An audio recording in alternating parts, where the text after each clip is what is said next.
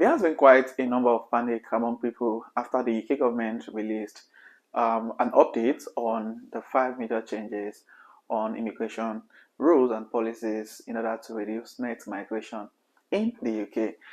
There have been quite a number of questions, lots of confusions, and a lot of fear among people. And to be honest with you guys, for someone who is also an immigrant here in the UK, these policies are a bit trickish, and what I just tell people is just relax and take it a step at a time, honestly, because you don't want to put yourself in so much pressure and you even end up putting yourself in more, difficult and bad situations.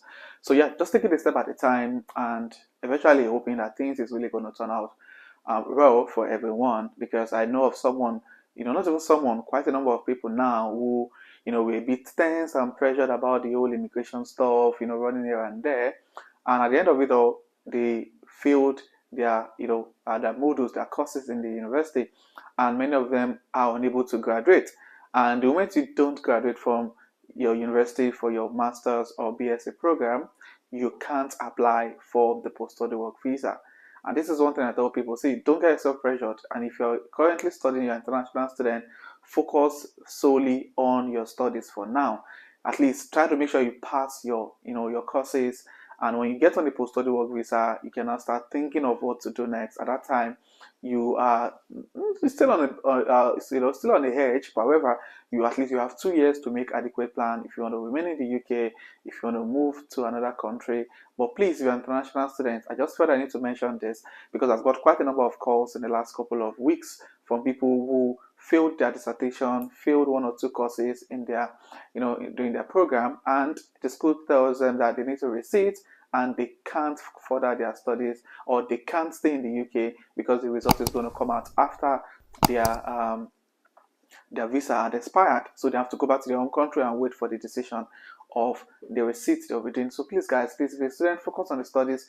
Make sure you finish with good grades. Just pass out of that program and get your rights to apply for your graduate route visa. This is really, really important. Now, what I'm going to be doing basically in this video is to give answers to some of the questions that are being asked by so many people and probably give more clarification. Of course, every clarification we're giving here are solely based on the information on gov.uk. So let's get right into some of those questions. First question I have here is saying, hello Daniel, please can you shed more light for some that switch from student visa to skilled worker visa with a partner, like husband and children, but the parents applied for themselves and they did not apply for the children?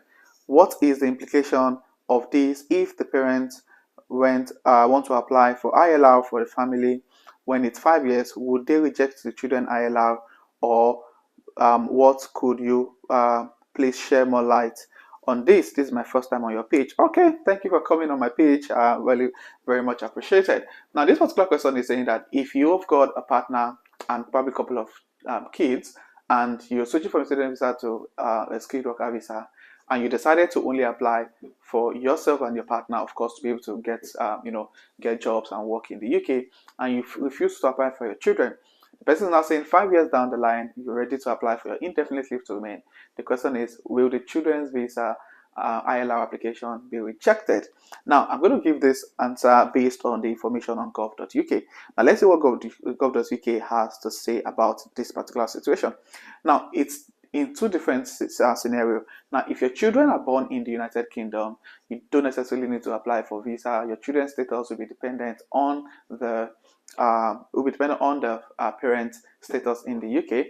Now, if your child is born in the UK, your child can still remain without a visa for 7 years. After 7 years, they get to apply for their indefinite leave to remain. It's really a straightforward one, no issues at all. However, you can also apply to apply for indefinite leave to remain on the basis of your private life. If all of these are true, you are given visa on the basis of a private life when you were between 18 and 24 years. You arrive in the UK as a child. You have lived in the UK for 5 continuous years with a visa. Emphasis on with a visa. So please, guys, I know it's really expensive applying for the skilled worker visa now with a family because of the cost, but please don't leave your children out of those applications. I understand it might be a bit challenging for the UK immigration to deport children However, I think it's just advisable so you don't have any issues with the children immigration status, having to pay thousands of pounds to lawyers to get a lot of things sorted in the future. I think it's just advisable and smart to make sure that you apply for the dependent visa for your children, so they also stay on dependent visa with you throughout the period on your skilled worker visa. Now, another question being asked is, hello Daniel, I'm a bit confused. On the revised new policy, they didn't talk about dependents who haven't changed to care and health visa. Now, for the health and care visa that is coming up in on the 11th of March 2024, now the policy is that if you're coming to the UK from 11th of March 2024, or you're switching to a care visa from 11th of March 2024, your partner can join or switch to your visa.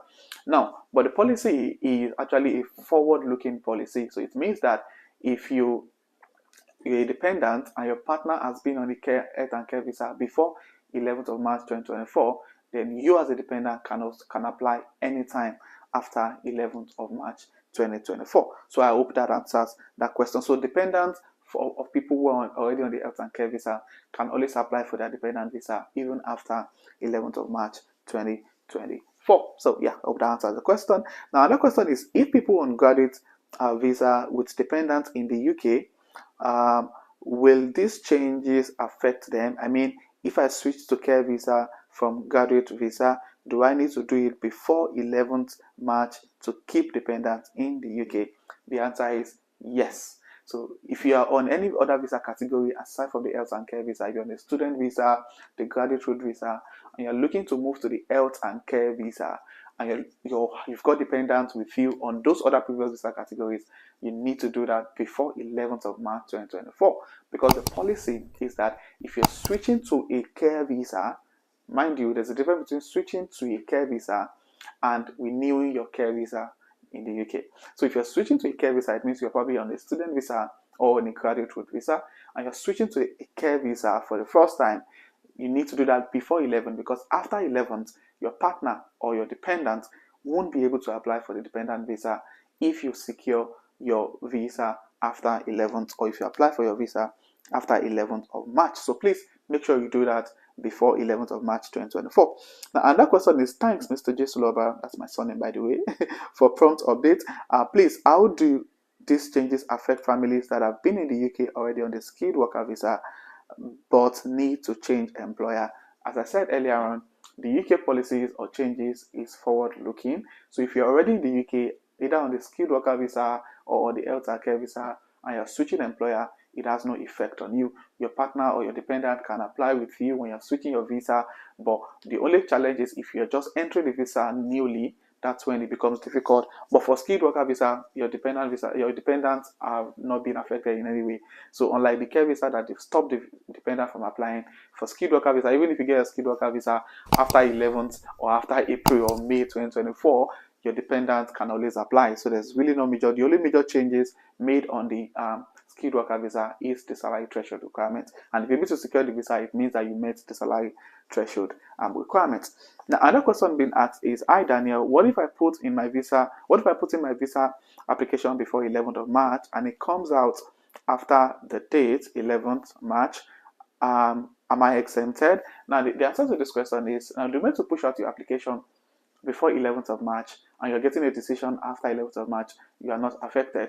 And the reason is because now when you push an application in the UK, most of the time your visa start counting from the time your application was submitted, probably a few days after your application was submitted. And this is why I said so. Like when I applied for a particular visa category, that was for my partner, she was on a student visa and she got a job, that took her to a skilled worker visa.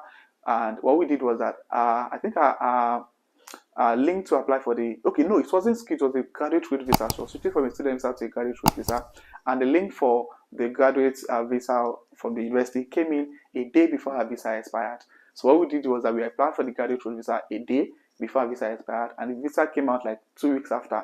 Her visa had already expired and she was still in the UK, but because she applied before her visa expired, she was not penalized for staying in the UK illegally. So yeah, so if you apply before 11th and your visa came out after 11th, in my opinion, I think you're actually covered. Now, that question is, please, I would like to confirm I'm presently on the skilled worker visa. can I bring in my dependent, or as it has to be before March 11th of March? I said earlier on, people on the skilled worker visa are not affected in any way. So yeah, you can bring in your dependent anytime you want, of course, while you're still on the skilled worker visa. So I hope this answers your questions. If you have any further questions, please put in the comment section.